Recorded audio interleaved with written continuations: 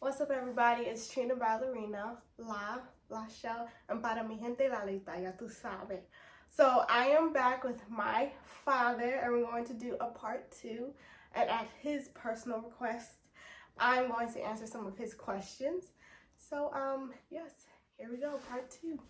Take it away. I get to ask the questions, so I'm glad I'm back. By the way, last time I was here, I had some hair on my head, right? Yes, my daddy is bald now, and I love it. I crossed over. He crossed over. I like to slap his head. Yes. So anyway, let's get into this, Rachel. So last time you interviewed me, now it's time for me to interview you. So what's your first memory of you dancing? I feel like, in this digital age where we have videos and pictures and stories, it's like my memories are always jogged by those videos. I think about when I was a kid's praise at church, dancing by, my tongue. But I don't know if that's a memory or if it's more so like a, I seen a video, so I know that it happened. So I guess my general answer, because I can't really pinpoint to one thing, I would just say dancing at church. I think that was like the most profound moment of dance for me. Okay. And so when did you realize that dance was your passion and that's what you really wanted to do? I feel like dance has always been in me, I remember always saying, like, I want to be a professional dancer. I wrote a book about it. I always talked about it. I think at 10, when I was at Miss Heather's, I was like, okay, I'm going to take dance seriously. Okay. And then when I, joined Pieces, but I guess it was always in me. But until I turned 10, I was like, okay, this is going to be a career. And I can see it being a career. Mm-hmm. So talk about the times when you used to hold your grandparents hostage for hours dancing. I'll put a clip in. But I used to put on these performances, apparently. I watched a few videos. Let me tell you, Baby LaShelle had no rhythm, no sense of time. If you came to the show, I was in charge of everything. It was a one-man show, and you weren't getting up and leaving. No one was getting up and leaving. I tied my sister to a chair because I wanted her to watch, and I think she was probably like 2 or 3, maybe even younger at the time. Mm-hmm. So yeah, it was a full-on production, produced, designed, promoted by LaShelle. With no intermission at all. No intermission. 2 hours. No Who needs a break? What is that? And this is so very true. So let's talk about, think about your career and something that may have gone bad, but really turned out good for you. I always feel like I'm the underdog, but not in like the sob story way, but like I always have to try twice. I feel like every competition that I've done, every, something that I've been involved in, the second time is always better. I'm definitely a trial and error type of person. So I think for me, when I was in the Omega Psi Phi talent hunt, I had won the Delaware division. I had won the regional, mm-hmm. and I was going to the next level. I think whatever level that was, maybe the East Coast. I forgot my contacts. Craziest thing. I woke up, I didn't want to put them in. I was just getting into wearing contacts, and I realized that I couldn't see when I danced. So it was like this whole new thing of like, oh, this is what the stage looks like with contacts in. Oh, I need these. So I had this passionate, powerful dance that everyone was raving about at the time, and I forgot my contacts. So I went to the rehearsal, and we were all the way in Boston, so there was no way for me to get the contacts. The rehearsal happened, and it was funny. The girl next to me, she was like, wouldn't it be crazy if someone had the same song? I'm like, yeah. So I went up on stage in my glasses. I'm trying to dance. My glasses are falling off. I ended up dancing with them in my hands. And I get off the stage, and the girl's like, you're dancing to my song. And I'm like, you're kidding. The very girl. So it was just like so many ironic things happened. And then in the end, I didn't win. I came in second place to a boy or man who did like interpretive miming. And so it was like a whole bunch of drama towards that. But I feel like I learned a lot about competing responsibility in that moment.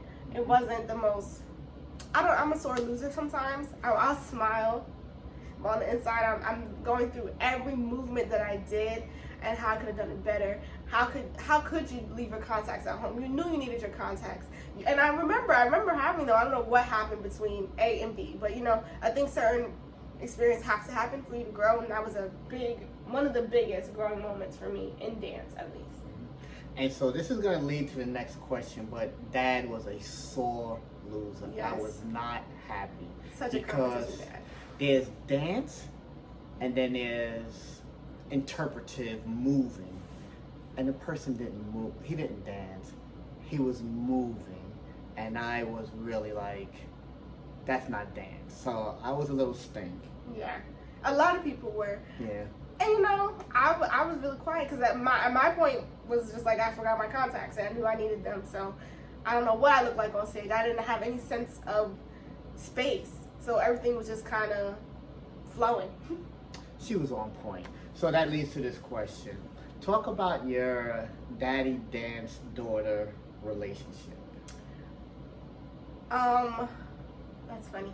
So I look at it at different angles. I think my dad, he's so business minded, and one of the things that occasionally I struggled with was like, I don't want my dad to be disappointed in me choosing dance and not business, or something that he was into, or just something that was a little bit more what people like to say solid, but everyone's home now, so who really has a job?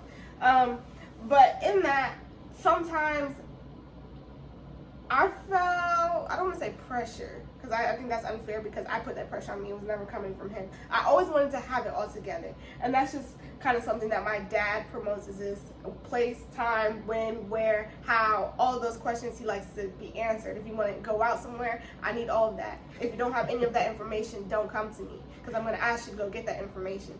So with dance, I always wanted to have all the information. But when it comes to your support, my dad has always supported me. I remember when I was in Pieces, PD2, we went to took it to Broadway or some competition, and I don't know if we didn't place or we got like bronze or something, and I saw my dad and one of the other girls' dads stand up, and I was like, oh my gosh, you're about to start screaming. And after, I just remembered like Daddy being like, I'm ready to go. And her dad was like, let's go. And so I've always felt supported from my dad. And he tries to understand. So going through that journey of auditioning, I remember one time we were in the car and he was just talking to me about the process and how do you feel. And I was able to be very honest and say, like, I feel like I don't know myself. I don't know, is this for me? Auditioning, and I walked in at I think it was 2 o'clock, and I was cut at 2:05, and that was just off of typecasting. I didn't look the part, and that was so eye-opening for me, because it wasn't based on my talent, it was just how I looked. And there were some people who came in like powerhouses who walked in, and it was like they knew who they were, they knew that this is where they should have been, and I came in like, this is my first time. And so talking through that with you, and I think what's really cool, and I think that we're similar in this way how we think.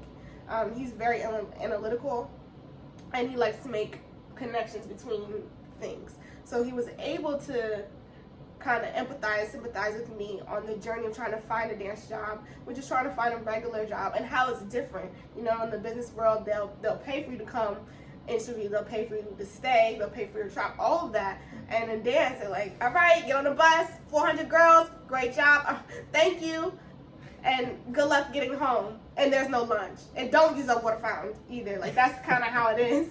So I've always really, really felt supported. Oh, that's great. So since we're laughing here, can you give an example of something funny that happened to you? In dance? In dance, yeah. One time I was doing a variation. This was when I did ballet company and I was dancing on point. And point's not the easiest and it's not my favorite. And I fell on stage. I had kicked myself off of my point shoe, fell on stage, and I'm in a white tutu, legs up, pink tights, like you see everything. And I just got up and kept dancing. And someone messaged me on Facebook and was like, I'm so glad that you fell, because my kids need to know that they can get up and keep dancing on stage. And I was like, I don't know how I feel about that comment, but I'm gonna just take it and be like, I'm glad they experienced that. Mm-hmm. So was that when you did the nutcracker? No. Okay. I did fall the nutcracker too. I did. In the back, I slipped again on my point shoes. And we love point shoes. Well, so this question I just thought about because you danced in the Nutcracker, and you were, if I'm not mistaken, the only African American dancer. And so that must have been somewhat tough. Speak about that. I didn't want to do the Nutcracker because I knew that I was the only black, dark-skinned, I'll say dark-skinned girl, especially in my age group. I don't know about the younger ones. I didn't want to do it. The director asked me, my teachers asked me, my mom and dad were really pushing for it too, and I was like, I do not want to do the Nutcracker. And I did it. I was in Chocolate Marzipan, the trio, and at the end of the show, a little girl came up to me and she's like, can you sign my book? Can I have your autograph? And I was like, yeah, sure. And then people came up to me, you know, spoke, and I didn't want that attention. And that was the whole reason why I didn't want to do the Nutcracker, because I didn't want people to come up to me and be like, oh my gosh, I didn't know you went to this school. Or you did so good. You were so good. And I know what was behind that, because I know that I wasn't that great of a point dancer. And I knew that people were just coming up to me because they had never seen me in the school. And there was this black dancer in the front doing marzipan, and I didn't want that attention. I didn't want, you know, pity compliments. I didn't want compliments because of, you know, because of my skin. So that was the reason why I didn't want to do it. Now looking back, I realized for that little girl, I might have been the only brown person that she got to see in the Nutcracker that year. So it was actually very, very special, and I'm glad that I did it. But in the moment, I was facing so many of my, I don't want to say insecurities, but things that I just did, I wasn't ready to face. And I didn't know what it was at the time. I didn't know why. I just knew that I did it. I was so against it. From trying on the costume, trying to do sit-ups outside the dressing room to make sure my stomach was flat enough to get into the tutu, because I knew that if you couldn't fit the costume, you weren't going to be in it. So those type of things that I was facing that really prevented me from wanting to do it. Well, sometimes I think as an artist, I'm not an artist, but sometimes as an artist, you do it for others as opposed to doing it for yourself. Yeah. So that being the case, what advice would you give to those that are aspiring to be a dancer and those that are still dancing and finding their way? I would say keep dancing. A lot of people will say, well, why do you want to dance? Or what are you going to do with dance? And at this point, we don't know. We're in a pandemic. We don't know what performing is going to look like. But there's a lot of I don't knows for a lot of people in a lot of different fields. So it is okay. And one thing I always say is dance shows up in so many different ways in culture, social media, with your family, for yourself, for your spiritual, mental, emotional growth. So don't allow people to put you in a box. And also don't put yourself in a box. I think that this pandemic has really shown me that there's so much more to La Shell than just dance. And that's the whole reason why I wanted to do this YouTube channel, is that I'm more than just a dancer. I go by Trina Ballerina because I don't want to ever forget that dance is my passion. That's where I came from. But there's so much more, and you can discover that. And I was talking to someone today. God gives gifts without reproach. So if you don't use your gift, you're going to lose it. And it would be so unfortunate for you to lose something that was given to you to share with others. And in that, don't allow yourself to get stuck in one thing, because there's people who went to school to get a biology degree and they work at, you know, Pandora as a store manager, and they love it, and that's okay. It's okay to be in different fields and have to work. I mean, I was going to the Ailey school and working at Pandora. Pandora has nothing to do with dance, except that I was in there dancing while I was selling charms. But it's okay to have to work through that, and it's okay to not be sure, because I had that time where I had to come to my dad, I'm about to graduate and I don't have a dance job, what's next? And I didn't want to come home. So it is okay to go through that, and don't let anybody make you feel like they didn't have those moments, because they did.